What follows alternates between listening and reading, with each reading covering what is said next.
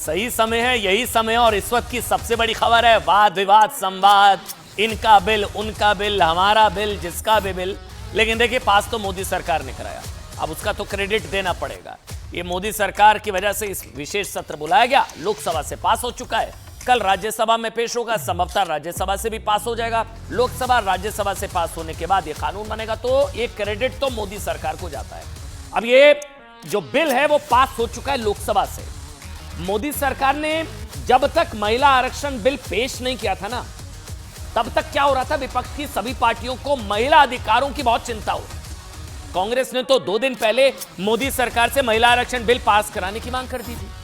लेकिन जब मोदी सरकार ने लोकसभा में महिलाओं को 33% आरक्षण देने वाला बिल पेश कर दिया, तो विपक्षी पार्टियां कह रही हैं कि इस बिल में ओबीसी आरक्षण क्यों नहीं है। आज पूरा दिन ओबीसी ओबीसी ओबीसी चलता रहा। कांग्रेस का ओबीसी प्रेम निकलकर सामने आया। आप बताएंगे कांग्रेस के ओबीसी प्रेम की सच्चाई भी आज आपको बताएंगे। TMC, all India MIM, Samajwadi party पूछ रही है कि इस बिल में मुस्लिम महिलाओं के लिए आरक्षण क्यों नहीं है। सब सुनिएगा, आरक्षण में भी तुष्टीकरण चल रहा था। आज दिन भर 7 घंटे जो बहस हुई है ना, उसका निचोड़ मैं आपको बताऊंगा अभी कुछ 8-10 मिनट के अंदर अंदर। कोई तुष्टीकरण कर रहा था, आरक्षण में भी तुष्टीकरण, कोई यू टर्न ले रहा था। कांग्रेस पार्टी ने तो इतना बड़ा यू टर्न लिया ओबीसी को लेकर, क्योंकि जो खुद बिल लाए थे 2010 में, उसमें OBC quota within quota था ही नहीं। यहां यू टर्न कांग्रेस पार्टी का। अब आरक्षण के अंदर आरक्षण की बात की जा रही है। महिला आरक्षण पर सबसे बड़ा यू टर्न कांग्रेस पार्टी ने लिया। महिला आरक्षण पर बदल गई कांग्रेस। आज महिला आरक्षण पर लोकसभा में हुई बहस में कांग्रेस की पूर्व अध्यक्ष सोनिया गांधी जी ने महिला आरक्षण बिल में ओबीसी महिलाओं के लिए आरक्षण की मांग की है। ये आज की खबर। अब आप कहेंगे यू टर्न कैसे, फिर बताऊंगा, सुनिए। सोनिया गांधी ने कहा कि यह कानून जल्द से जल्द लागू होना चाहिए और जाति जनगणना कराने के बाद महिला आरक्षण में अनुसूचित जाति जनजाति के साथ साथ ओबीसी महिलाओं के लिए आरक्षण की व्यवस्था की जाए। OBC quota within quota. Congress ने क्या इंडी गठबंधन के दबाव में महिला आरक्षण पर सबसे बड़ा यू टर्न लिया, क्यों किया? आप ये जानकर हैरान रह जाएंगे। जब यूपीए सरकार ने 2010 में महिला आरक्षण बिल राज्यसभा में पेश किया था, तब जब खुद पेश किया था, जब खुद मौका था 2010, तब उसमें quota within quota OBC के लिए नहीं था। हो गए हैरान। ये सबसे बड़ा यू टर्न 13 साल पहले 2010 में जब मनमोहन सरकार ने महिला आरक्षण बिल राज्यसभा में पेश किया था ना, तब तत्कालीन कानून मंत्री वीरप्पा मोइली ने कहा था कि आज की तारीख में सिर्फ अनुसूचित जाति और जनजाति के लिए आरक्षण है। खुद, अच्छा ये तो कहा था कानून मंत्री ने। सोनिया गांधी आज कह रही हैं कि OBC quota within quota होना चाहिए। खुद यूपीए की तत्कालीन चेयरपर्सन सोनिया गांधी ने एक इंटरव्यू में क्या कहा था उस वक्त जब उनसे पूछा गया कि ओबीसी कोटा होना चाहिए या नहीं होना चाहिए, तो उन्होंने कहा जो लोग सवाल उठा रहे हैं ना कि महिला आरक्षण पर बिल में ओबीसी कोटा, मुस्लिम महिलाओं के लिए कोटा नहीं है, उन्होंने कहा कि उन्हें ओबीसी और मुस्लिम महिलाओं को सीट देने से किसने रोका है। ये खुद सोनिया गांधी ने कहा था। आज वो कह रही हैं ओबीसी कोटा नहीं है, ओबीसी कोटा नहीं है। आज सोनिया गांधी, अब यू टर्न क्यों कह रहा हूं, आज कांग्रेस पार्टी, मल्लिकार्जुन खड़गे, राहुल गांधी, सोनिया गांधी, हर कोई कह रहा है कि कोटा होना चाहिए, ओबीसी कोटा होना चाहिए। सुबह से चल रहा है ना, अभी शाम को भी हुआ ओबीसी कोटा, ओबीसी कोटा। जब आपकी सरकार थी 2010 में राज्यसभा में आप बिल लेकर आए थे, तब उसमें तो quota within quota OBC नहीं था। और खुद सोनिया गांधी ने कहा था, उनका जवाब खुद सोनिया गांधी ने दिया कि जो लोग पूछ रहे हैं quota within quota, Muslim quota, OBC quota होना चाहिए, उनको टिकट देने से किसने रोका है या सीट देने से किसने रोका है। आज सोनिया गांधी सवाल उठा रही हैं कि महिला आरक्षण बिल में ओबीसी महिलाओं को कोटा क्यों नहीं दिया गया। आज सोनिया गांधी संसद में महिलाओं के लिए बहुत इमोशनल भी हुई। लेकिन अगर सोनिया गांधी और कांग्रेस ने 2010 में, इसको सुनिएगा बहुत गंभीरता से, अगर 2010 में ही ओबीसी कोटा वाली जिद छोड़ दी होती, तब नहीं शामिल किया गया quota within quota OBC, तभी शामिल कर लिया गया होता। अगर समाजवादी पार्टी इसलिए विरोध कर रही थी, आरजेडी इसलिए विरोध कर रही थी, मुलायम सिंह यादव इसलिए विरोध कर रहे थे, लालू प्रसाद यादव इसलिए विरोध कर रहे थे, ये जिद अगर तब छोड़ दी होती है ये जो हृदय परिवर्तन आज 13 साल बाद हुआ, ये 2010 में ही ओबीसी प्रेम जाग जाता तो महिला आरक्षण बिल 13 साल पहले ही पास हो गया होता ना। राज्यसभा में हो गया था, लोकसभा में भी हो जाता। महिला आरक्षण बिल 2010 में ही लागू हो चुका होता, पास हो जाता कम से कम लोकसभा से भी, क्योंकि यूपीए सरकार ने महिला आरक्षण बिल का विरोध करने वाले लालू प्रसाद यादव, मुलायम सिंह यादव और शरद यादव की भी मांग यही रही थी कि गरीब और पिछड़े तबके यानी कि ओबीसी महिलाओं को भी आरक्षण में शामिल किया जाए। इसी मांग पर लालू मुलायम की जोड़ी ने मनमोहन सरकार को लोकसभा में महिला आरक्षण बिल लाने से रोक दिया था।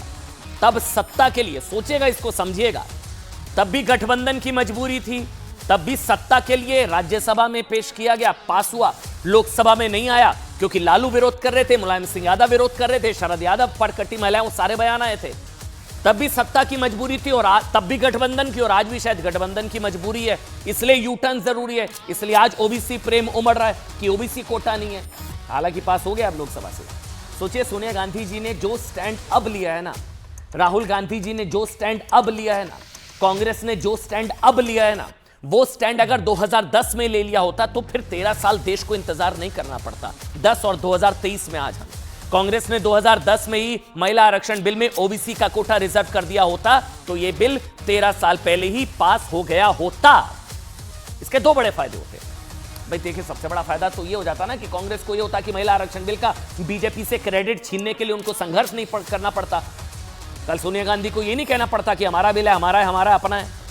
आज सोनिया गांधी को संसद में महिला आरक्षण लागू करने के लिए इमोशनल अपील नहीं करनी पड़ती। और ये जो हृदय परिवर्तन आज हुआ है ओबीसी कोटा को लेकर, ये प्रेम जो उमड़ा है ओबीसी इसको लेकर, ये 2010 में मान लेते लालू जी की बात, शरद यादव जी की बात, या इसके अलावा मुलायम सिंह यादव जी की बात, तो ये तभी पास हो जाता। दूसरा फायदा कांग्रेस को ये होता कि अगर यूपीए सरकार में कांग्रेस महिला आरक्षण बिल में ओबीसी कोटा दे देती तो शायद देश की महिलाएं 2009 की तरह 2014 में भी कांग्रेस को वोट करती, क्योंकि आधी आबादी का वोट, आप समझ रहे हैं, ये जो आज पास हुआ है बिल क्रांतिकारी है। 24 में बीजेपी मानकर चल रही है तो बहुत बड़ा क्रांतिकारी मास्टर स्ट्रोक है। तो अगर यही बिल पास करा लेती सोनिया गांधी कांग्रेस पार्टी तो 14 में नरेंद्र मोदी को सत्ता में आने का, प्रधानमंत्री बनने का शायद मौका नहीं मिलता। लेकिन दोनों फायदे छोड़कर कांग्रेस ने नुकसान की राह चुनी। क्रेडिट मोदी सरकार को जा रहा है। 2010 में महिला आरक्षण में ओबीसी कोटा नहीं दिया। 2002 से लेकर 2014 तक देश में कांग्रेस की सरकार थी। 2004 से लेकर 2014 तक देश में कांग्रेस की सरकार थी, लेकिन तब जातिगत जनगणना नहीं कराई गई। लेकिन अब कांग्रेस मांग कर रही है कि सरकार जातिगत जनगणना करा के दलित, पिछड़ी, आदिवासी महिलाओं के साथ साथ ओबीसी वर्ग के लिए आरक्षण कोटा लागू करे। सुनिए, भारतीय राष्ट्रीय कांग्रेस की मांग है कि यह बिल फौरन अमल में लाया जाए, लेकिन इसके साथ ही कास्ट सेंसस कराकर schedule caste, schedule tribe, OBCs की महिलाओं के आरक्षण की व्यवस्था की भी जाए। आज की सरकार जब यह अधिनियम लागू होगा तब के बाद 15 वर्षों तक महिलाओं को रिजर्वेशन गारंटी करती है, मोदी की गारंटी है। लेकिन अगर कांग्रेस पार्टी का प्रस्ताव आप पढ़ें तो उनका प्रस्ताव ये था 2B और 3B में कि no seat shall be reserved for women in SC/STs in the 3rd general election. वैसे सोचिए, मतलब ध्यान देने वाली बात यह है कि महिला आरक्षण पर कांग्रेस आज उन राजनीतिक दलों के लिए यूटर्न ले रही है जिनकी वजह से महिला आरक्षण बिल कभी पास नहीं हो पाया, उस वक्त नहीं हो पाया। लालू प्रसाद यादव, मुलायम सिंह यादव, आरजेडी, समाजवादी पार्टी, ये सब अभी इंडी अलायंस का पार्ट है, विपक्षी गठबंधन में है। जिन राजनीतिक दलों के डर से यूपीए सरकार में 2010 में राज्यसभा से पास होने के बाद भी महिला आरक्षण बिल लोकसभा में नहीं पहुंच पाया, सत्ता की मजबूरी, गठबंधन की मजबूरी, गद्दी की मजबूरी, इसलिए आज कांग्रेस के आगे झुककर ओबीसी वाला एजेंडा आगे बढ़ाया जा रहा है, अब उन सहयोगियों के आगे। सवाल है कि महिला आरक्षण में SC/ST महिलाओं को रिजर्वेशन मिल सकता है। ये देखिए, सवाल तो है, आपके जहन में भी होगा, ये OBC quota within quota है क्या? सवाल यह कि भाई महिला आरक्षण में एससी एसटी महिलाओं को रिजर्वेशन मिल सकता है कोटा विद इन कोटा, तो ओबीसी को क्यों नहीं? यही है ना। अब इसकी इनसाइड स्टोरी समझने के लिए हम आपको 1996 के फ्लैशबैक में लेकर चलते हैं। संसद में पहला महिला आरक्षण बिल आया था साल 1996। यह बिल लाई थी भारतीय कम्युनिस्ट पार्टी की 7 बार की सांसद रही गीता मुखर्जी। देवेगौड़ा सरकार में यह बिल आया था। उन्होंने 12 सितंबर 1996 को संसद में महिला आरक्षण बिल के लिए प्राइवेट मेंबर बिल पेश किया था। देवेगौड़ा सरकार में बिल आया और इसके अलावा प्राइवेट मेंबर बिल भी गीता मुखर्जी। लोकसभा विधानसभा में महिला आरक्षण की मांग की गई थी। तब देश के प्रधानमंत्री थे एचडी देवेगौड़ा और गृह मंत्री थे गीता मुखर्जी के भाई इंद्रजीत गुप्ता। गीता मुखर्जी कमेटी जिसने 1996 के पेश हुए बिल के हिसाब से सिफारिश की थी, और उन्होंने यह भी कहा था, हालांकि उन्होंने कहा था कि OBC quota within quota होना चाहिए, लेकिन उन्होंने यह भी कहा था कि महिला आरक्षण बिल में ओबीसी कोटा इसलिए नहीं है क्योंकि संविधान के हिसाब से अभी ओबीसी के लिए इस तरह का कोई रिजर्वेशन नहीं है। एससी एसटी के लिए है, ओबीसी के लिए संविधान के हिसाब से अभी इस तरह का कोई रिजर्वेशन नहीं है। महिला आरक्षण के लिए जिन पार्टियों ने मुखर्जी कमीशन में अपना मत दिया था ना, उनमें आरजेडी ने कहा था कि महिला आरक्षण में ओबीसी कोटा होना चाहिए। लेकिन सबसे दिलचस्प क्या है, तब एनसीपी ने, यानी कि शरद पवार की पार्टी ने, एनसीपी ने ओबीसी कोटा का विरोध किया था। समझ गए बात? अब ये एनसीपी कहां है? विपक्षी गठबंधन में। एनसीपी ने कहा था कि महिला आरक्षण में ओबीसी कोटा देने की वजह समझ नहीं आती है। लेफ्ट की ओर से सीपीआईएम ने भी कहा था कि ओबीसी कोटा की अलग से जरूरत नहीं है। लेफ्ट कहां है? इंडी गठबंधन में, क्योंकि संविधान में इसका कोई प्रावधान नहीं है। गीता मुखर्जी के प्राइवेट मेंबर बिल में वो प्राइवेट मेंबर बिल था, और उसमें जब 1996 में जो बिल पेश किया गया था, जब उसको स्टडी किया गया तो यह कहा गया कि संविधान में ओबीसी कोटा के लिए वैसा प्रावधान नहीं है जैसा कि एससी एसटी के लिए है। शायद इसलिए कांग्रेस भी जब 2010 में, सुनिएगा, जब कांग्रेस खुद 2010 में महिला आरक्षण बिल लेकर आई थी, तब उसमें OBC quota within quota नहीं था। और यही बात आज बीजेपी सांसद निशिकांत दुबे ने भी कही। निशिकांत दुबे ने कहा कि संविधान में सिर्फ अनुसूचित जाति जनजाति एससी एसटी के लिए आरक्षण की व्यवस्था की गई है, और कांग्रेस ने पंचायतों में महिलाओं को आरक्षण जरूर दिया, लेकिन आर्टिकल 243 डी के जरिए ऐसी व्यवस्था भी की जिसमें कहीं भी ओबीसी को आरक्षण कोटा नहीं दिया गया, खुद नहीं दिया। लेकिन आज सोनिया गांधी और राहुल गांधी की मांग है कि महिला आरक्षण ओबीसी कोटा के साथ ही लागू होना चाहिए। लोकसभा से पास हो चुका है। वैसे आज सोनिया गांधी, राहुल गांधी जातिगत जनगणना की भी मांग कर रहे हैं। ओबीसी कार्ड के जरिए कांग्रेस और इंडी गठबंधन की दूसरी पार्टियों ने भी साफ कर दिया कि वो महिलाओं को आसानी से 33% आरक्षण वाला बिल क्या राज्यसभा से अब पास हो पाएगा? नहीं हो पाएगा। वैसे तो होना होगा, सबका समर्थन है। सवाल यह कि जो पार्टियां ओबीसी कोटे के नाम पर महिला आरक्षण का विरोध कर रही हैं, उन्हें 33% आरक्षण में ओबीसी और मुस्लिम आरक्षण, मुस्लिम महिलाओं को आरक्षण देने से किसने रोका है? यह सवाल हमारा नहीं है, क्योंकि 2010 में मैंने आपको बताया सोनिया गांधी ने सवाल किया था, जिसका जिक्र हमने कुछ दिन, थोड़ी देर पहले भी किया था।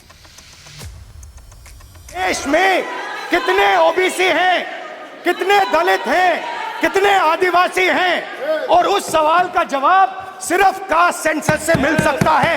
ये ओबीसी कम्युनिटी का अपमान है। सबसे पहले ये जो महिला का बिल है, इसको आप पास कीजिए, आज पास कीजिए। पार्टियों के लिए महिला सशक्तिकरण का नारा ये चुनाव जीतने का एक हथियार हो सकता है, परंतु मेरी पार्टी और मेरे नेता नरेंद्र मोदी जी के लिए महिला सशक्तिकरण राजनीतिक मुद्दा नहीं है। देखिए, लोकसभा में यह बिल पास उस वक्त नहीं करा पाई थी कांग्रेस की सरकार। वही कांग्रेस अब महिला आरक्षण बिल का क्रेडिट कार्ड लेने की कोशिश कर रही है, क्रेडिट कार्ड यूज कर रही है कि हमको क्रेडिट जाता है। तब जो है विक्टिम कार्ड था, आज जो है क्रेडिट कार्ड है।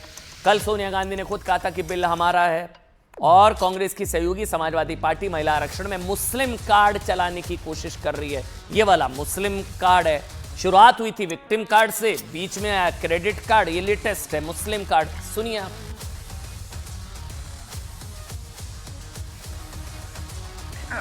Also, Mamta ji also absented from the whole voting process. Are you? Well, I don't have details of that particular happening. I will find out and speak to her.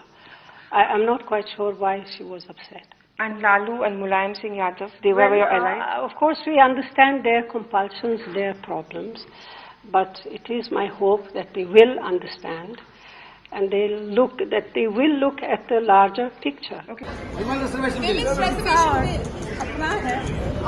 Rajiv Gandhi ji का सपना अभी तक आधा ही पूरा हुआ है। इस बिल के पारित होने के साथ ही वह पूरा होगा। असली साधना तभी होगी जब हम महिलाओं को उनका पूर्ण आरक्षण देंगे, जब हम ओबीसी महिलाओं को इसमें इंक्लूड करेंगे, जब हम SC/ST महिलाओं को इसमें इंक्लूड करेंगे। Modi government wants increased representation for Savarna women. They don't want representation for OBC women and for Muslim women, sir. अच्छा, आज कांग्रेस कह रही है कि ओबीसी को उनका हक मिलना चाहिए। राहुल गांधी गिना रहे हैं भाई कि प्रशासनिक सेवाओं में कितने ओबीसी हैं, भारत सरकार के कितने अधिकारी ओबीसी हैं। ओबीसी ओबीसी ओबीसी प्रेम चल रहा है ना। लेकिन आज आपको कांग्रेस के ओबीसी प्रेम की असली क्रोनोलॉजी भी समझनी चाहिए। इसमें ओबीसी के प्रति कांग्रेस का ऐतिहासिक प्रेम झलकता है। आप खुद तय करिएगा। भारत में आजादी के बाद से ही पिछड़ा वर्ग के लिए आरक्षण की मांग जोर पकड़ने लगी थी।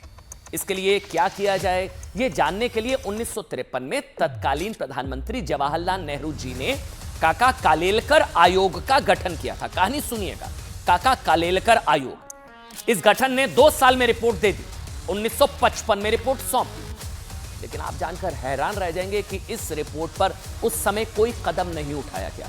यानी कि ओबीसी को आरक्षण की मांग पर उस समय मिट्टी डाल दी गई। नंबर 1। नंबर 2, इसके बाद 1978 में मोरारजी देसाई की सरकार ने मंडल कमीशन का गठन किया, जिसने 1980 में ओबीसी को 27% आरक्षण देने की सिफारिश के साथ अपनी रिपोर्ट सरकार को सौंप दी। दोबारा से फैक्ट सुनिएगा, 1980 में ओबीसी को 27% रिजर्वेशन देने की सिफारिश के साथ अपनी रिपोर्ट सरकार को सौंप दी।